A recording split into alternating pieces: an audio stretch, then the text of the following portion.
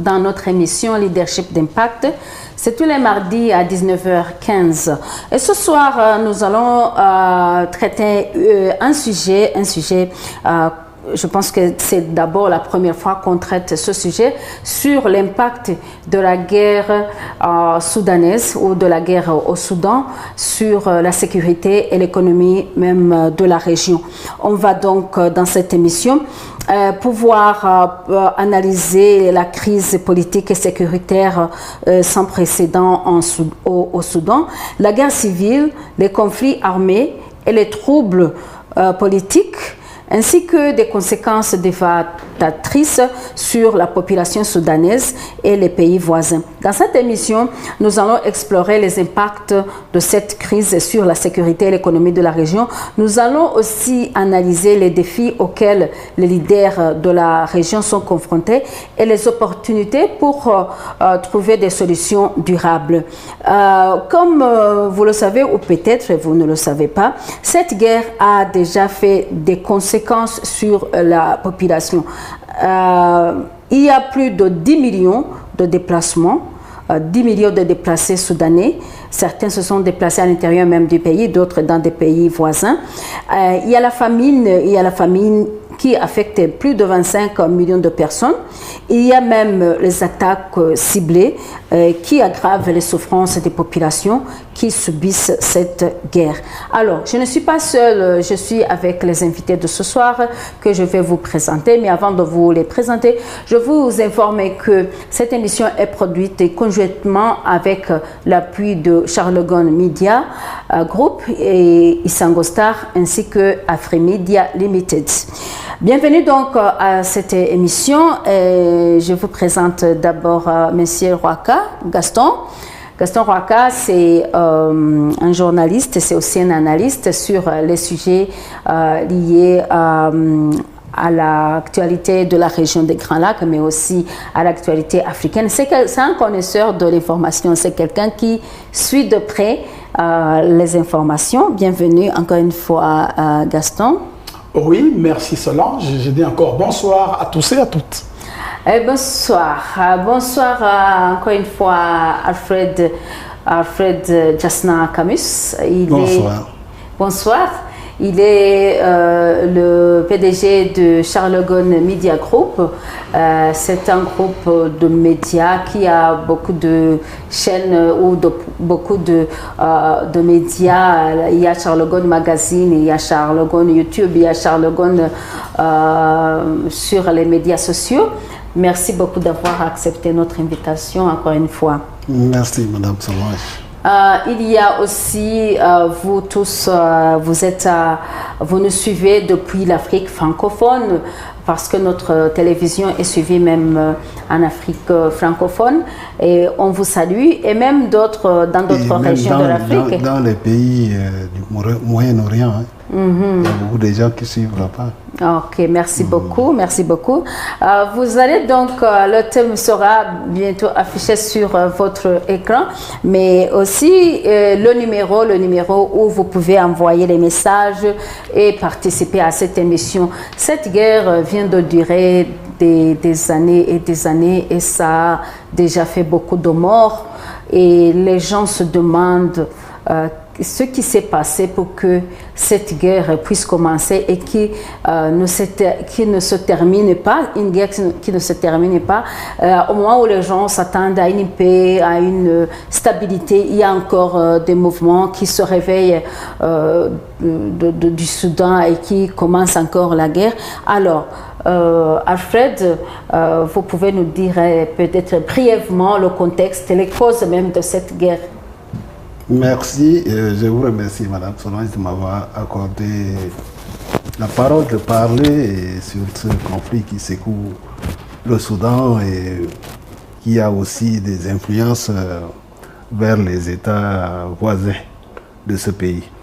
Bon, d'accord, pour retracer brièvement ce qui se passe au Soudan, surtout la guerre au Soudan, il va falloir d'abord remonter vers les années 2019, au mois de la révolution de la population soudanaise qui a invincé l'ancien président du Soudan, Omar el-Béchir, qui était un islamiste que beaucoup de médias connaissent et beaucoup des analystes le connaissent. Donc, après avoir évincé, bon, il fallait maintenant organiser une transition.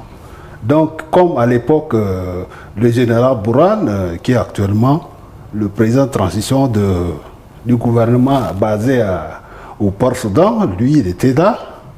Et il avait fait appel à son compagnon dans l'armée, qui est le général Hameti, qu'on l'appelle Hamdan Dagolo. Donc, les deux se sont entendus et ils ont dirigé la transition juste après la révolution de 2019 jusqu'à 2021. Mais cependant, Bourhan avait organisé un coup d'État pour pouvoir trouver les moyens, parce qu'il gardait encore des contacts avec les frères musulmans, les islamistes qui étaient là au Soudan. Parce que pour d'abord parler de l'islamisme au Soudan, l'islamisme est entré au Soudan très tôt. Et l'islamisme a été converti vers le domaine politique. C'est ce qu'on appelle l'islam politique, a commencé vers les années 1956. Oui, au moment de l'indépendance du Soudan. Donc, depuis les années 1956 jusqu'à nos jours, aujourd'hui, les islamistes sont accaparés du pays et ils maîtrisent toutes les instances de gouvernance du pays, soit dans le domaine social, que ce soit dans le domaine d'éducation, dans les universités et tout, ils maîtrisent. Donc maintenant, quand Bourhan a fait d'abord son dernier coup d'État en 2021, alors que pendant ce temps, il y avait un gouvernement civil de transition dirigé par Abdallah Hamdok. Voilà. Donc, c'est Abdallah Hamdok, il a été arrêté par les Bourhan, enfermé et tout ça. Après, il a été relâché. On voulait le reconduire parce qu'avec la médiation du général Hameti et Bourhan, il voulait le ramener, mais lui, il a refusé. Il dit que le climat dont il voit ne ressemble pas à un pays qu'on peut espérer quelque chose. Lui, il préfère se retirer, observer. Et qu'est-ce que Bourhan va faire? Donc pendant ce temps, il va falloir noter que Bourhan a profité de ce moment-là pour maintenant réintégrer les islamistes dans le gouvernement de transition. C'est ce qui a provoqué un peu un ressentiment au niveau de l'autre camp, le camp des RSF, les forces de soutien rapide dirigées par l'autre Mohamed Hamdan Dagolo, dit Hemeti. Alors que Hemeti, lui, à l'époque, au moment de l'ancien régime, il était aussi l'allié de El-Béchir.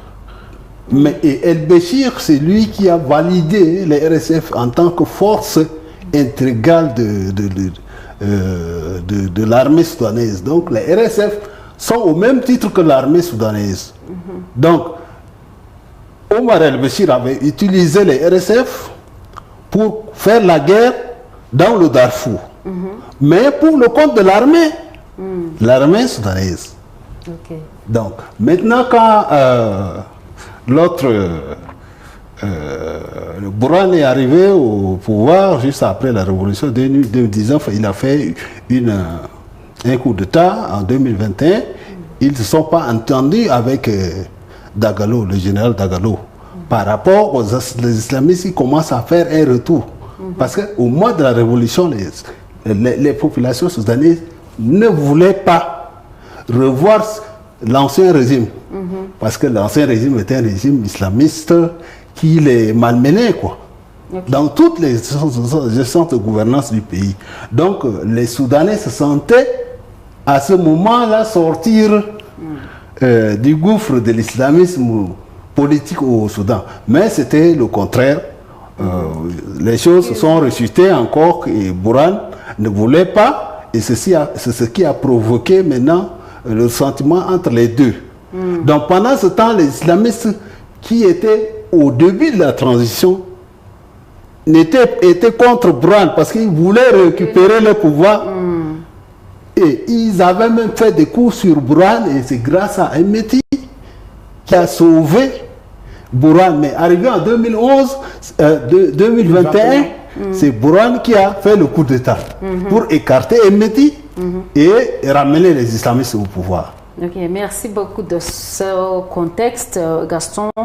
Est-ce que c'est seulement un problème inter-soudanais ou des Soudanais seulement, ou il y a peut-être d'autres facteurs qui sont en train d'être joués dedans, dans cette guerre, pour que cette guerre ne finisse pas? J'aimerais informer l'audience que les photos que vous êtes en train de voir, ce sont des photos générées par l'intelligence artificielle. C'était pour illustrer le sujet d'aujourd'hui. Alors, à toi, Gaston. Oui, absolument. Je vais abonder dans le même sens, mais maintenant au niveau des influences internationales. Pour bien comprendre le Soudan, les grands Soudans que nous voyons aujourd'hui, avant bien même la dichotomie ou la scission, vous savez très bien que le Soudan aujourd'hui a été divisé et il va encore être redivisé. Alors, historiquement parlant, vous allez voir, par exemple, en 1889, il y a ici ce qu'on appelle l'incident de Fashoda. Et là, ce sont les Anglais qui se sont battus avec les Français. Ils voulaient tous contrôler le Soudan. Parce que le Soudan, c'est un réservoir minier. C'est un grand grenier économique. Au Soudan, nous avons le pétrole et ses dérivés. Donc, d'une façon ou d'une autre, cette convoitise de la richesse soudanaise est aussi parmi les causes qui font à ce que cette guerre est perpétuelle et cette guerre emporte beaucoup de vies humaines.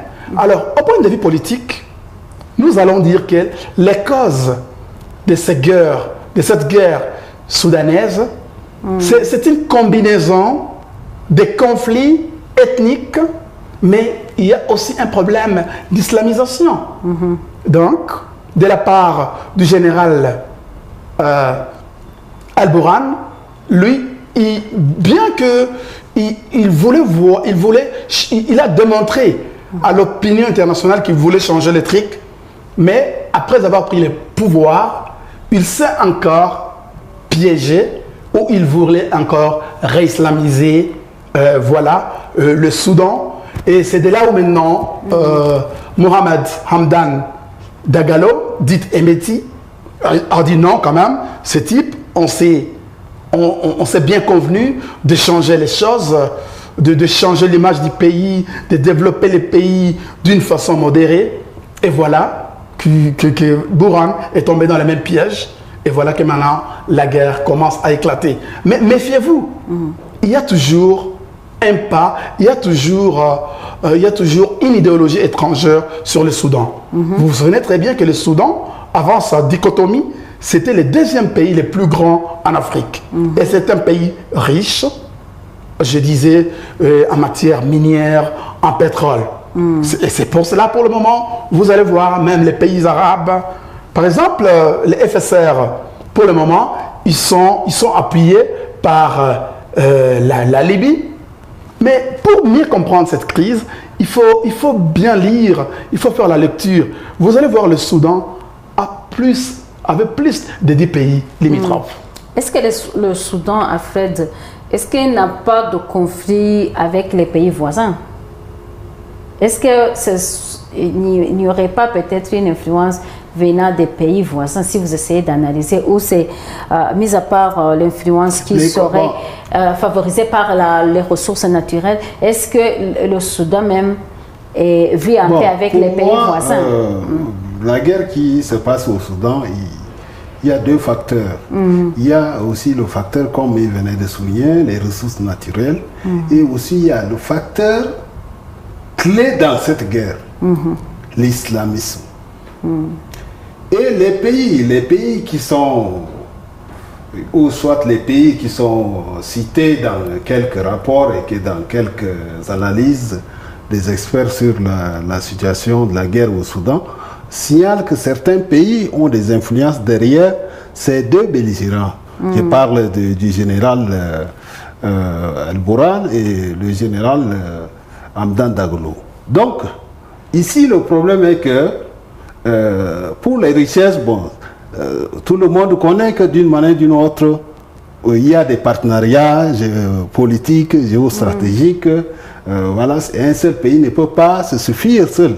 Donc, il va falloir faire des appels, des partenariats pour développer son pays. Donc, ça, c'est donnant-donnant. Et il y a l'Égypte. Donc, oui, je reviens. Maintenant, pour les intérêts des grandes puissances, que ce soit les puissances arabes, ce sont ces puissances qui sont beaucoup plus actives dans cette guerre. Donc, selon quelques rapports, bon, il y a le camp RSF accusé par d'abord le général Al-Bourhan qu'ils sont soutenus par les Émirats arabes unis et aussi soutenus par l'Est de la Libye dirigé par le général Khalifa Haftar, et aussi le Tchad par Mamad Idriss Déby, et aussi la RCA par l'autre récemment par Faustin Archange Touadéra, et aussi l'Éthiopie, mais bon, l'Éthiopie n'est pas beaucoup citée dans cette affaire de soutien aux forces de RSF. Donc ici le problème est que il faut aussi voir l'autre côté, l'autre camp. L'autre camp de Bourhan, qui est aussi doigté par quelques experts, sont soutenus par l'Égypte. Et tous les autres pays arabes qui font ce qu'on appelle de l'islam politique. Que ce soit même l'Arabie Saoudite, que ce soit la Turquie. Je les nomme, hein, que ce soit le Qatar, que ce soit l'Algérie, que ce soit la Turquie, que ce soit le Yémen. Je parle des rebelles Houthis là, récemment, il n'y a pas encore 4 ou 5 jours, ils ont envoyé des milices pour aller soutenir les Bourhan. Et personne n'en doute de ça. Il y a des vidéos, tout est bien tracé. Et il y a aussi les terroristes du réseau des frères musulmans, qu'on les appelle le groupe Al-Bara. Tous les Soudanais connaissent ça. Que c'est un groupe qui n'a pas de pitié. Pour les gens qui ne veulent pas vraiment s'accrocher à l'islam radical. Ce sont ceux-là qui égorgent ceux qui les dominent pendant cette guerre. Donc maintenant, le problème c'est que quoi? C'est que ce que les Africains doivent savoir, c'est que la guerre au Soudan est pour deux causes. Cause politique, c'est l'idéologique islamiste, et la cause des ressources naturelles. Que derrière tous ces pays-là, ils sont là pour pouvoir soit contrôler et le pays à travers le général Al-Bourhan, ou soit l'autre, les Émirats arabes unis, que souvent les gens les citent dans les rapports qu'ils sont en train de soutenir les RSF. Eux, c'est pour des causes économiques, investissement, parce que l'histoire leur rappelle que voilà, eux, ils sont pas beaucoup plus, ils ne développent pas beaucoup plus leur politique économique à travers la religion ou soit l'islam. Non. Et l'exemple, papa, vous voyez, Dubaï est comment? Ils s'entendent avec presque tout le monde entier. Donc maintenant, le problème, c'est quoi? C'est d'abord la paix au Soudan. Il faut écouter l'appel des institutions régionales, soit des institutions internationales qui font l'appel à une entente à l'amiable pour retrouver la paix, pour que les Soudanais en puissent profiter et rester au Soudan. On va revenir sur ce qu'il faut faire, mais avant d'y arriver, j'aimerais savoir si des conséquences même sur, j'en ai parlé sur des citoyens, et les Soudanais, ça se voit, ça saute aux yeux, mais les conséquences sur les pays voisins, cette guerre, comment ça impacte les pays voisins, le Tchad, l'Éthiopie, le Soudan du Sud, Centrafrique, Égypte? Oui, je pense pour bien comprendre cet aspect des conséquences néfastes, bien sûr, de cette guerre entre l'armée nationale soudanaise et les forces de soutien rapide, il faut bel et bien comprendre, il faut se mettre dans sa peau que même les pays hôtes qui accueillent les réfugiés n'est pas aussi confortable. Et beaucoup de Soudanais se sont réfugiés au Tchad en passant vers Abéché, si je ne me trompe pas. Les autres sont partis en Érythrée. Même ces pays hôtes en souffrent davantage. Et puis pour le moment, en ce qui concerne les dynamiques de cette crise, vous savez que depuis maintenant que le FSR se sont emparés de El Fasher, c'est beaucoup plus pur. Quand vous allez voir même au niveau des médias internationaux, il y a la population soudanaise qui en souffre et les débelligérants se pointent des doigts. Les Chebouran, ils disent voilà, ces gens de Dagalo, ils sont en train de tuer les gens et vice-versa. Mais souvenez-nous que l'armée nationale soudanaise conduite par El Bourhan, dans les années passées, ils avaient bombardé Khartoum par des bombes chimiques, par des bombes nucléaires, et ça a affecté la santé de la population. Il y a même pour le moment les enfants qui naissent avec des anomalies. Et en analysant plus loin, ça aura des répercussions négatives sur la santé à venir des Soudanais. Et ça sera semblable à ces bombes atomiques américaines qui ont été larguées sur Hiroshima et Nagasaki. Et en ce qui concerne toujours ces conséquences, elles en sont pleines en termes de millions. Parce que je me dis qu'il y a même des mercenaires dans tous les sens, venant d'Érythrée, d'Éthiopie, qui soutiennent ces belligérants. Donc, et puis il faut comprendre, le Soudan, ce n'est pas n'importe quel pays. Aller même jusqu'à dire que c'est le cœur, c'est le grenier de l'Afrique, ça ne sera pas, c'est trompé.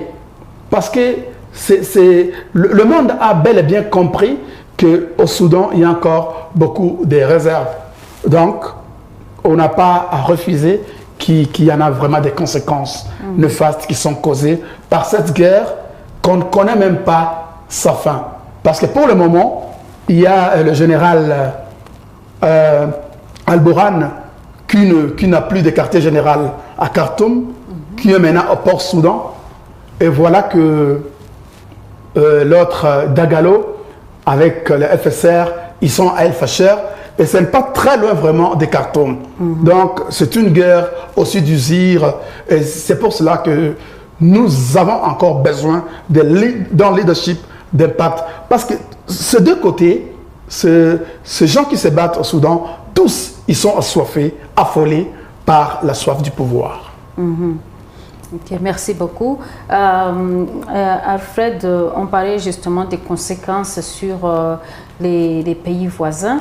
Est-ce qu'on ne peut pas dire que le fait que le Soudan ait des ressources, comme il a dit, et aussi cette guerre, je dirais, religieuse, basée sur la religion, cette cause basée sur la religion, est-ce que la gestion même de ces ressources par les Soudanais n'est pas un problème qui peut-être qui n'est pas exposé publiquement, mais qui est là? Est-ce que les Soudanais en soi parviennent à gérer les ressources qu'ils ont? Le problème ici dans cette guerre, c'est une question de la réforme. C'est d'aller réformer le Soudan. La réforme du Soudan, c'est ce qui a provoqué cette guerre. Oui, parce que certains Soudanais veulent que la majorité d'ailleurs, parce qu'ils étaient d'abord engouffrés dans l'affaire de l'islamisme, l'islam politique et tout ça. Donc ils voulaient voir le Soudan autrement, avec la réforme. Voir le Soudan un État laïque, comme prônait les FSR avec leur coalition Tassis. Donc, voir un Soudan fédéral et laïque, loin des penchants islamistes et tout ça, c'est ce qui permettra maintenant aux Soudanais de vivre librement de leur d'abord de leur action politique, ou ça soit de leur richesse de manière équitable. Parce que quand on parle de recherche de ressources naturelles, dans un État, il va falloir avoir une bonne gouvernance pour pouvoir partager ces richesses dans le pays. Donc, ici, le problème est que les islamistes qui sont en majorité dans l'armée, que ce soit dans toutes les institutions du pays, ils sont à hauteur de plus de 75% dans le pays. Oui, dans les institutions. Donc, eux, ces gens ne veulent pas que le Soudan soit réformé. Ils veulent garder le Soudan islamique. Voilà, et beaucoup des États le soutiennent, beaucoup des États arabes, entre guillemets, qui se revendiquent, voilà, c'est les États modérés. Mais quand l'affaire de la guerre au Soudan les donne des avantages, ils préfèrent soutenir les islamistes, alors que ces mêmes États combattent les islamistes chez eux. Non, à l'exemple de l'Égypte. Oui, oui, il y a des pays qui, peut-être qui n'acceptent pas les islamistes chez eux, mais qui sont basés sur des religions et qui se développent. Oui. Pourquoi cela ne serait pas le cas? Je vais vous dire, je vais donner un exemple pratique. Vous êtes en Afrique, dans certains pays en Afrique, dans certains pays où il y a taux de musulmans un peu élevé, en Afrique, vous voyez beaucoup de mosquées. Mais quand vous allez dans les États du Golfe, est-ce que vous remarquez la même chose? C'est pas la même chose. Il n'y a pas beaucoup de mosquées là-bas. C'est pas la même chose. Donc maintenant, ici, on utilise la religion. À la population. Peut-être que les musulmans sont nombreux dans les pays africains. Non, c'est pas ça le problème. Maintenant, on utilise l'islam pour faire de la politique. C'est ça. C'est une forme de colonie. Oui, c'est une forme de coloniser, quoi. Voilà. C'est comme aussi au départ en Afrique, les Occidentaux utilisaient aussi la religion, le christianisme pour lobotomiser les Africains, même jusqu'aujourd'hui. Donc, c'est ce qui maintenant n'aide pas beaucoup les États à se développer. Donc, ici, le cas du Soudan, c'est une question de réforme. Et aussi le leadership. Et aussi les États qui ont tendance à influencer sur le Soudan. Cette réforme est possible au moment où... Oui, en ce moment, c'est possible.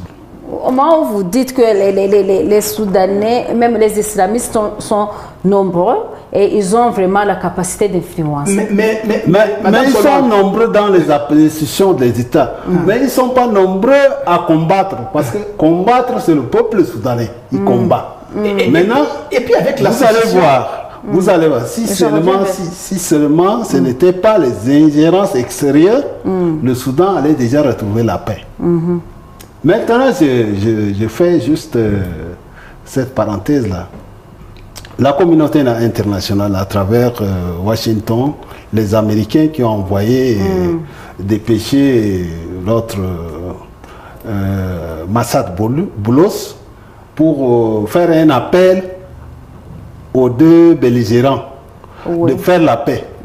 Et ce n'est pas la première fois. Bourhan a refusé de faire la paix. Même quand le président Trump était au pouvoir, dans son premier mandat, qui n'a pas eu de deuxième, il avait aussi essayé. Il avait aussi demandé la paix, il avait essayé... Mais cette fois-ci, cette demande est formulée par le quartet des 4 pays. Les Émirats, l'Arabie Saoudite, l'Égypte et les Américains. Donc les 4 pays ont lancé un appel unilatéral. Il faut que cette guerre s'arrête. Il faut qu'on laisse que les deux belligérants acceptent qu'ouvrent les entrées pour laisser les aides entrer. Voilà. Cela, pour moi, je ne sais pas si ça va donner une solution. Cet appel sera écouté. Du moment que le président Trump l'appel est écouté, mais autrement. Attendez, le président Trump avait déjà lancé un appel entre la Russie et l'Ukraine. Et jusqu'à présent, depuis cet appel, depuis les négociations, jusqu'à présent, on voit encore la guerre. Mais est-ce que vous pensez que la solution n'est pas là? Il y a une solution dans une guerre, c'est le rapport de force. C'est hier seulement, j'avais suivi les informations. Les forces de RSF ont remporté une grande ville, ont récupéré une grande ville qui était déjà depuis 2 ans récupéré par l'armée soudanaise, Baba Noussa. C'est dans le Darfour, le Kordofan. Dans le Kordofan, pas dans le Darfour. Donc, cette ville-là, c'est une ville stratégique. Après cette ville, c'est Obeid, il va entrer à Khartoum.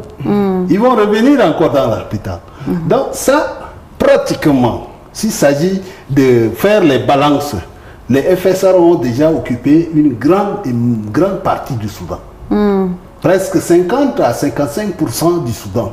Et la partie occupée par les forces de RSF est une partie, c'est des parties vachement riches et stratégiques. Voilà. Alors, l'Amérique, maintenant, le problème, c'est quoi? L'appel des États-Unis, l'appel lancé avec les quartets, lancé à travers l'envoyé spécial en Afrique de Donald Trump et au Moyen-Orient, Massad Police, lui, il a lancé l'appel, mais immédiatement, les forces de RSF ont accepté l'appel. Ils ont accepté l'appel, mais c'est Bourhan qui a refusé parce que Bourhan n'a pas la main libre pour prendre des décisions parce qu'il a les islamistes et il a aussi ces États qui le soutiennent, qui revendiquent que coûte que le Soudan doit demeurer un État islamique. Gaston, tu disais que la solution est sur la table. Oui, la solution est là. Parce que, sur la table ou sous la table? Sur la table. Okay. Parce qu'en ce qui concerne le Soudan, il n'y a rien de spécial. Vous savez qu'il y a eu des revendications depuis 2005, là où le sudiste voulait juste être libre. Et voilà qu'ils ont eu leur indépendance. Donc, en ce qui concerne le Soudan, c'est un bon exemple, là où les puissances internationales ont quelque chose à dire. Et M. Bourhan, malgré qu'il essaie de maintenir sa force, quand bien même il avait fait songer aux gens qu'il va changer, qu'il va créer un État laïque, mais toujours, jusqu'à présent... Non, Bourhan n'a jamais dit qu'il va créer un État laïque. Non, c'est ça que... Mais quand même, réformer. Et c'est ça le source de conflit, lui et Dagalo. Et pour le moment, les FSR sont en position de force. Bien que Bourhan ne veut pas négocier, mais au niveau du terrain, la superficie du territoire que les FSR viennent de conquérir, je pense qu'ils ont aussi le droit maintenant de hisser leur drapeau. Donc quasiment, je suis en train de réfléchir d'une façon profonde que si donc Bourhan n'a pas le choix, s'il n'accepte pas le revendication du FSR, et bel et bien, le Soudan sera encore redivisé pour la troisième fois. Et en plus de cela, il faut aussi comprendre le manœuvre qui est caché dans tout ça. Il y a l'Angleterre qui est là. Il y a le Royaume-Uni qui s'était... Il y a la France qui veut exploiter le pétrole. Parce que dans 10 ans passés, par exemple, on ne pensait pas que l'énergie Total Energy allait en Mozambique pour exploiter le pétrole et les gaz. Donc, pour le moment, toutes ces guerres que nous sommes en train de voir, surtout dans un pays comme le Soudan, quand bien même vous parlez de ces 4 pays qui sont en train de démontrer leur rapport de force et de chercher la paix pour ces pays, mais il y a d'autres blocs qui sont cachés et qui veulent aussi profiter du Soudan. Alors, comme la RDC, je peux dire que le Soudan aussi, c'est un gâteau chaud. Oui, parce que je rajoute, tel que le cas du Soudan, il faut d'abord comprendre que maintenant, il y a 2 gouvernements. Le gouvernement de Dagalo et le gouvernement de Bourhan. Dagalo basé à Niala, le gouvernement de Bourhan basé au Port-Soudan. Donc, c'est arrivé et c'est le même scénario de la Libye. Le gouvernement de l'Est et le gouvernement de Tripoli. Donc, maintenant, ce qui va arriver, c'est quoi? C'est qu'au Soudan, il faut accepter de faire la paix. Mais Bourhan, malgré, c'est pas seulement le quartet des Américains qui ont fait la paix, il y a aussi l'IGAD, il y a l'Union africaine, que depuis l'année dernière, depuis 2024, ils sont en train de courir derrière le gouvernement soudanais du général Bourhan pour accepter de s'asseoir et faire la paix. Mais le problème est que Brouane n'a pas la main libre. Et il a peur aussi d'être tué par les islamistes. Parce que si Brouane accepte de faire la paix des hommes, les islamistes risquent de nous neutraliser. C'est ce qui a fait que Brouane est tombé dans le jeu des islamistes et le jeu extérieur des partenaires qui le soutiennent. Et aussi, n'oubliez pas, sur le plan économique, l'Égypte dépend beaucoup des ressources naturelles du Soudan. Donc maintenant que cette guerre a commencé, beaucoup des usines sont fermées en Égypte. Ah. Oui. Ne parviennent pas à trouver de matières premières. Oui, oui, mais ils vont trouver où des matières premières? Ils sont partis voilà, au Tchad chercher à vraiment créer une route à travers la Libye, l'Est de la Libye. Mais jusqu'à présent, le projet encore... n'a pas encore marché. Hein? Oui, c'est pas encore exécutif. Donc maintenant, ils cherchent à trouver des percées pour pouvoir voilà, récupérer les ressources et développer leur pays comme ils entendaient auparavant. Alors, mais il faut savoir et noter que un Soudan sous-développé profite beaucoup plus à l'Égypte qu'un Soudan développé. Avec les Noirs, parce que moi j'ai vécu dans tous ces deux pays. J'ai vécu au Soudan, j'ai vécu en Égypte, donc je connais des réalités. C'est comme la France en Afrique. L'Égypte, c'est comme... le statement. Un Soudan sous-développé... Un Soudan sous-développé profite mieux à l'Égypte qu'un Soudan développé. Donc, c'est-à-dire, une Afrique sous-développée profite mieux à la France. Donc, cette guerre qui se passe au Soudan, c'est une guerre de la vraie indépendance. C'est pourquoi cette guerre réclame de la réforme des institutions au Soudan, que ce soit de leur constitution à travers la coalition Tassis. La coalition Tassis, ce n'est pas seulement les RSF. Les RSF sont membres de la coalition Tassis. Mais comme les islamistes connaissent bien la force des RSF, ils doivent seulement RSF. Et ils oublient que dans la coalition Tassis, il y a beaucoup de partis politiques soudanais, beaucoup des organisations soudanaises et beaucoup de mouvements soudanais. Par exemple, le mouvement de l'autre, Abdelaziz Al-Helou, l'autre, le SPLM du Soudan, c'est un mouvement daté depuis 1955, au début de l'indépendance du Soudan. Donc, pour vous... c'est un mouvement qui combattait, c'est un mouvement composé d'une ethnie qu'on appelle les Nouba du Soudan, à majorité des chrétiens. Et comment ça se fait-il que, bon, certains islamistes accusent que, voilà, les RSF, c'est des Arabes qui vont tuer les Noirs. Parce que ça, c'est ce qu'on appelle... c'est une propagande négative. C'est une propagande négative pour camoufler leur projet de maintenir le Soudan dans l'islamisme. Alors, allons vers... Et c'est maintenant que le monde commence à comprendre...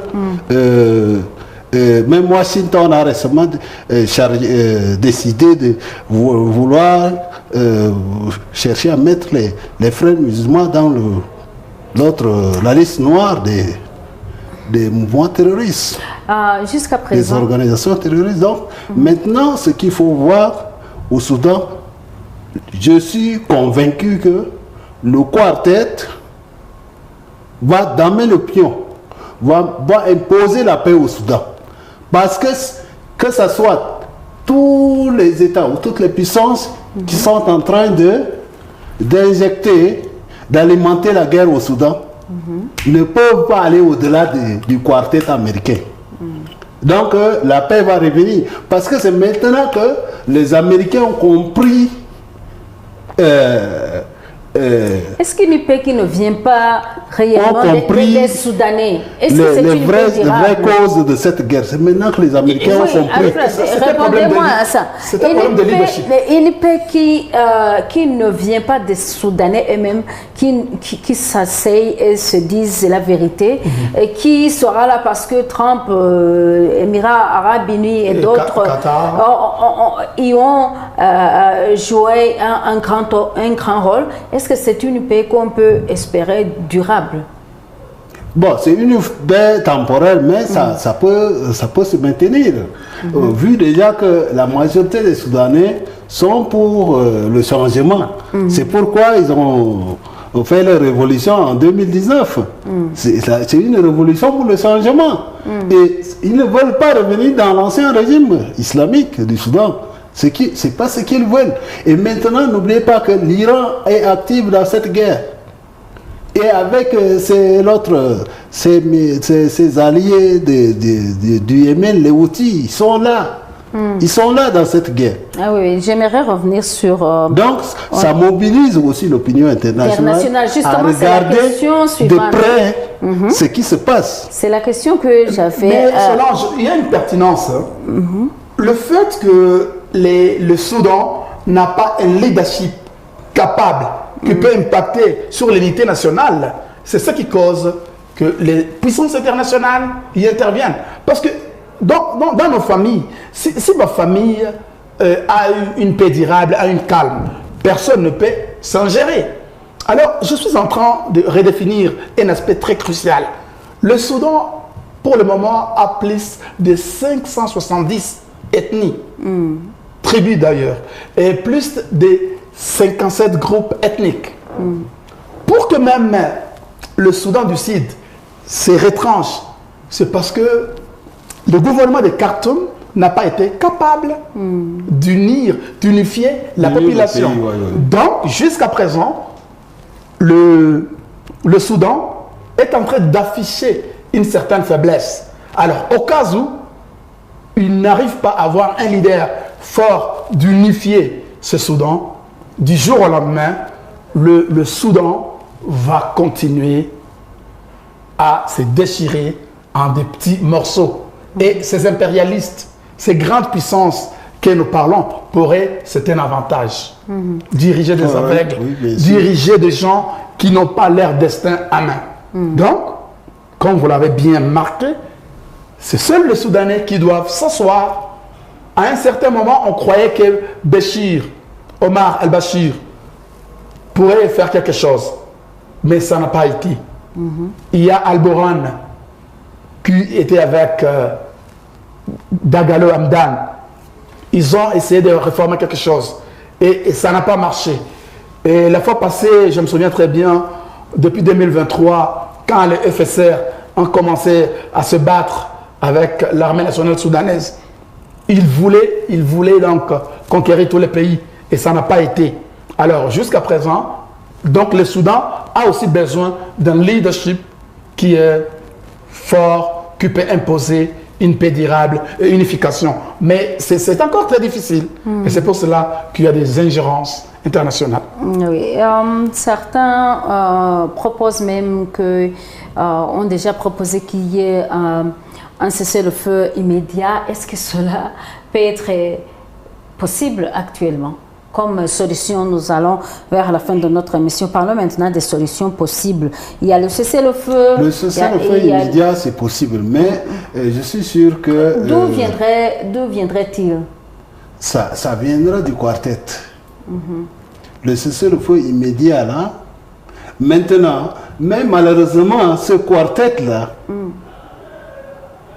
il y a des États dans ce quartet qui ne veulent pas que le Soudan stoppe la guerre. C'est ça encore...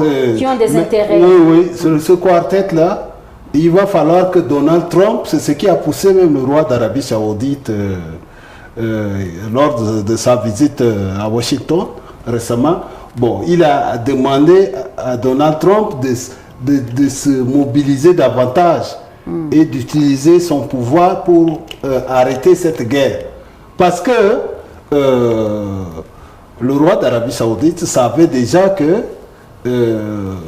dans cette affaire de quartet, il y a des pays qui ont des intérêts et qui ne sont pas prêts à laisser soit Bourhan perdre ou soit Emeti perdre. C'est ça le problème. Donc, les influencer pour qu'ils acceptent?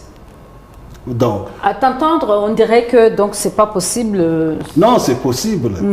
C'est possible quand les Américains vont se déployer, vont dire que non, ça suffit. Ça peut se faire. C'est possible. Parce qu'ils tiennent toutes les La charrue, quoi. Oui, la charrue de tout ce qui se passe au Soudan, n'oubliez pas ça. Donc, parce que maintenant, la guerre au Soudan prend une tournure internationale. Parce qu'il y a des mercenaires qui viennent de l'extérieur. Il y a des armes chimiques qui quittent des autres pays, des grandes puissances, je ne veux pas citer, qui viennent accoster au port Soudan. Et que l'armée soudanaise a utilisé ça contre les civils. Et ça, c'est très dangereux. Alors, dans les solutions proposées, dans le temps, l'ONU peut agir, que ce soit le Conseil de sécurité peut prendre une décision par rapport à ce qui se passe au Soudan. Mais il y a des décisions qui ont été prises, comme des sanctions qui ont été prises. Mais pas au niveau du Conseil de sécurité. Ces sanctions, ce sont des sanctions américaines. Oui, par rapport aux leaders. Alors, quels sont je dirais, les autres organisations ou quelles sont les autres institutions qui peuvent être, disons, intéressées ou qui peuvent être à la source même de cette paix dont on parle. Est-ce que l'Union africaine en fait partie?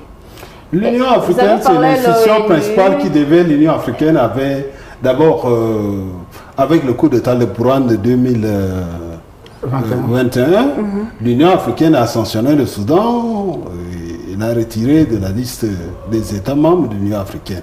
Et cela a de l'impact sur le pays, au niveau de leadership aussi, et du gouvernement soudanais dirigé par Bourane, il y a un problème. Donc, il n'y a pas une bonne coordination au niveau de l'Union africaine avec le gouvernement dirigé par Bourane basé au port Soudan.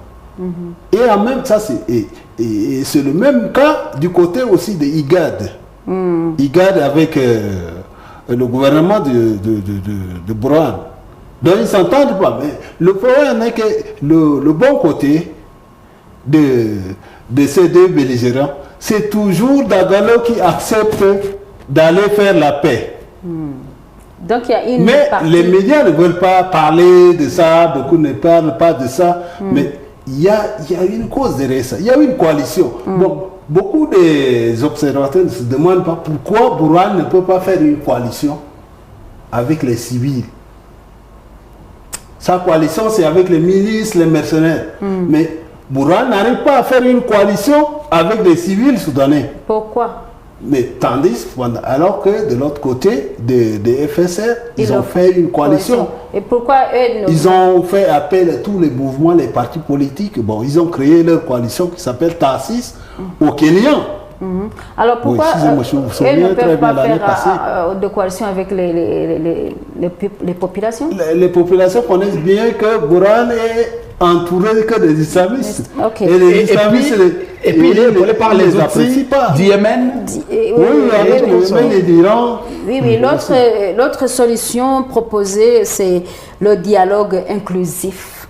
Et comment cela serait possible, Gaston? Vous avez touché à ça un peu avant, là où vous avez dit ils doivent s'asseoir ensemble. Alors, comment ce dialogue inclusif peut être possible pour que chaque parti puisse y avoir son mot et trouver un consensus?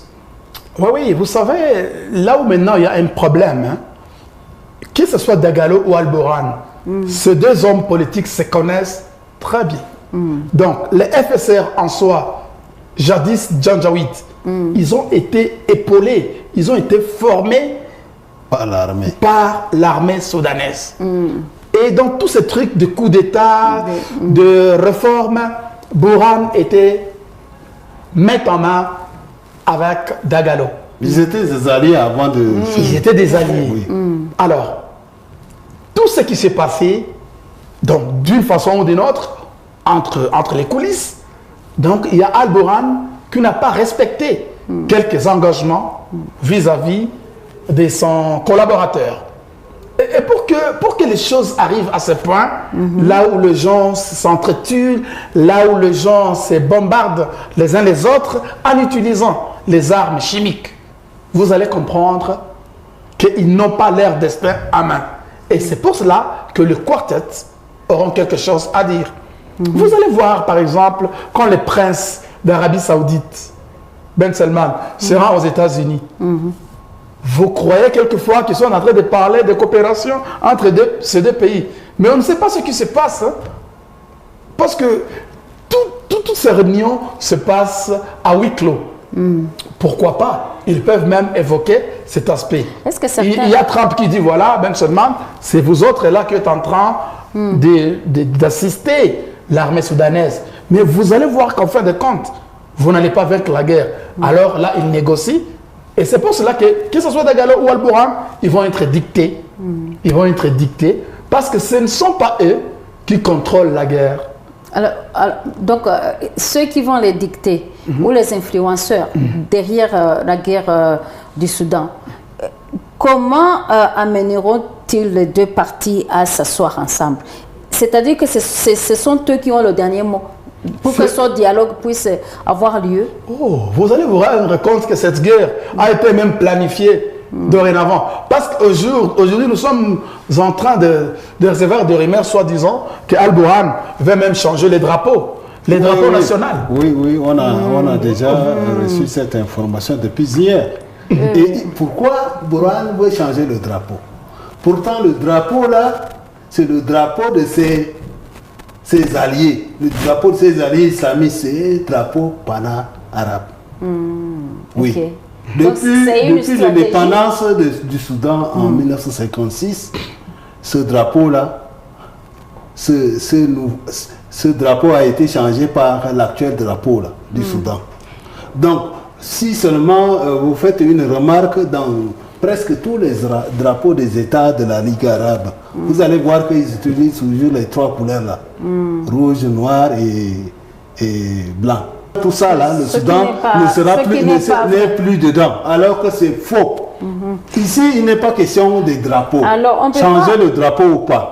Il est question de faire la paix, d'aider les Soudanais à faire la paix entre eux.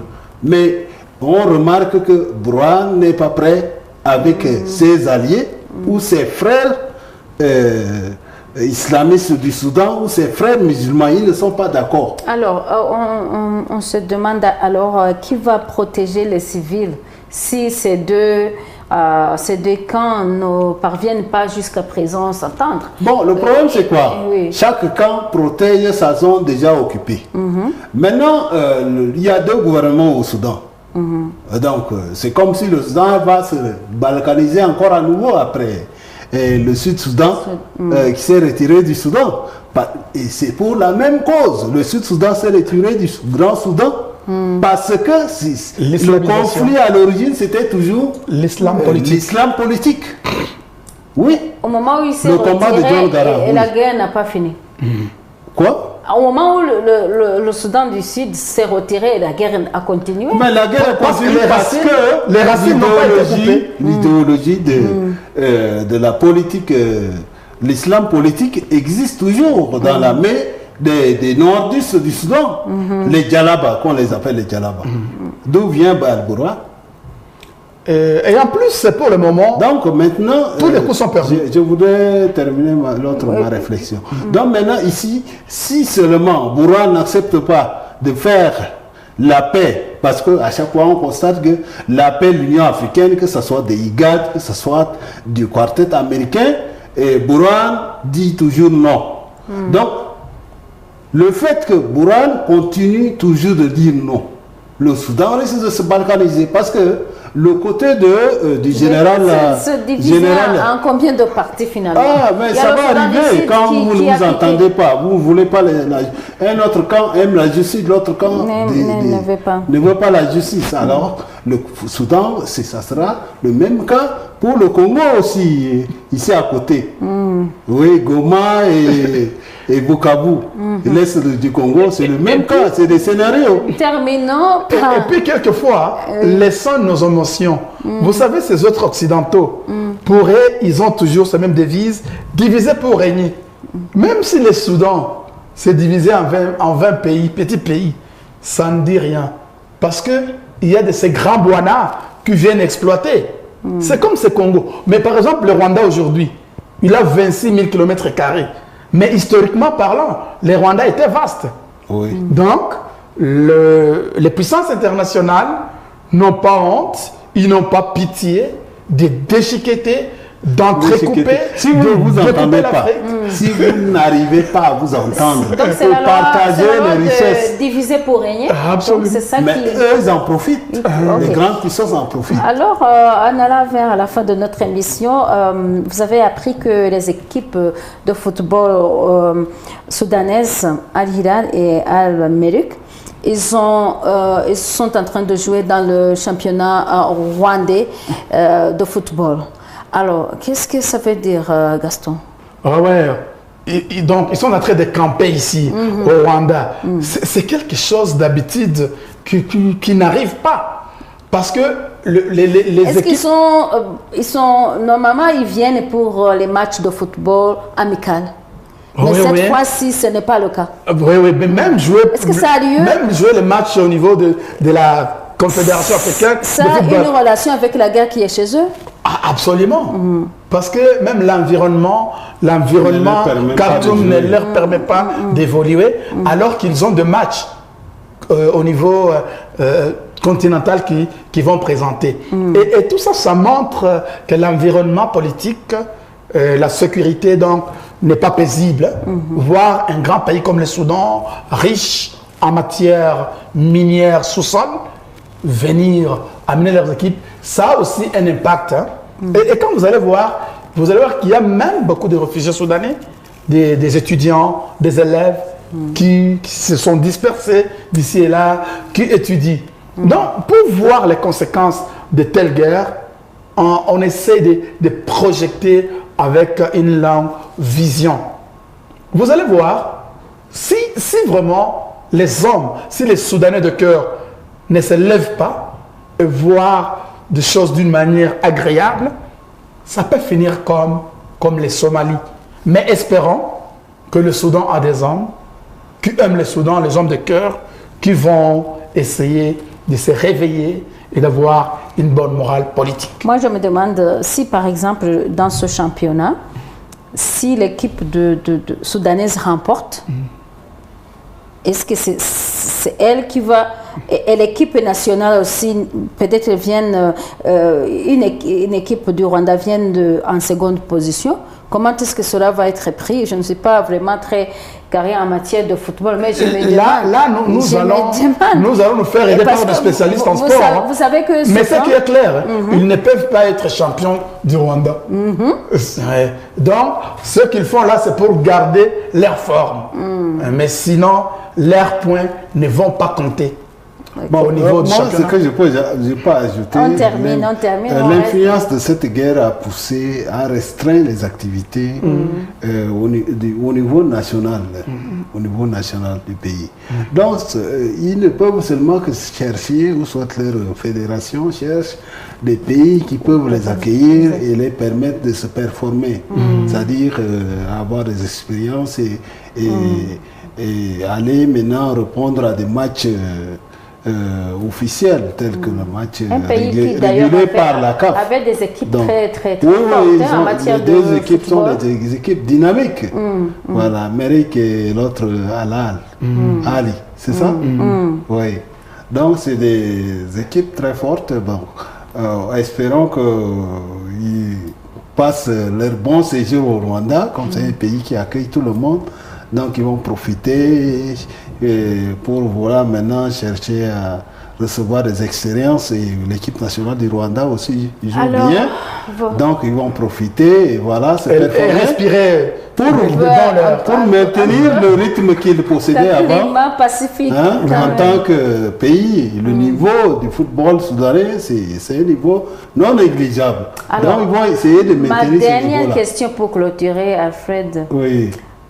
J'aime souvent la poser. À quand les décisions africaines par les Africains? Est-ce que je me fais cette question, c'est une grande question. À quand? À quand les institutions africaines, les décisions africaines seront prises par les Africains? Parce que en vous écoutant, je remarque qu'il y a déjà une main extérieure qui fait que la paix ne revienne pas rapidement au Soudan. Alors, je me demande pour quand les Africains, en prenant l'exemple même du Soudan, du Congo, parce que je vois que tout le monde attend que le président Trump dise quelque chose. Pourquoi ils ne peuvent pas s'asseoir et trouver une solution? Alors, c'est pour ça que je me demande, est-ce que l'Afrique n'est pas quelque part malade? Pourquoi il faut toujours qu'il y ait des personnes extérieures qui viennent résoudre leurs problèmes? Je ne sais pas si je me fais comprendre. Bon, ici, une minute, non, moitié 2 minutes, 30 secondes. Et on finit. Bon, ici, l'Afrique, c'est un grand pays. L'Afrique vient de loin et comme dit tout le monde, tous les Africains ne souhaitent pas que leur pays soit remonté depuis l'extérieur par les grandes puissances et tout et tout.